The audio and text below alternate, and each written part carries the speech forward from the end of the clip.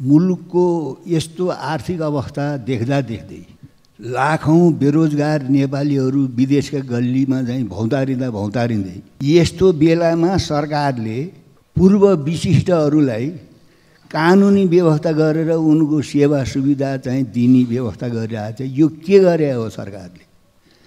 स्याल बौलायो भने सहरतिर पस्छ भन्ने उखान छ, नेपाली उखान। यस्तो बेला हो पूर्व विशिष्टहरूले उहाँहरूले दुःख पाउनु भएको छ, उहाँहरूको सेवा सुविधा पुगेन। त्यस कारणले सत्ता पक्षकै माननीयजीले सुरुमै यो कुरा उठाउनु भयो, उहाँलाई धन्यवाद छ। त्यस कारणले यस्तो बेलामा पूर्व विशिष्टहरूलाई दिने सेवा सुविधामा सरकार गम्भीर होस्, यतातिर नबढोस् र जनताको यत्रो आक्रोश सरकार र व्यवस्थाप्रति नै भइरहेको बेलामा यो कसले चलाउँछ सरकार,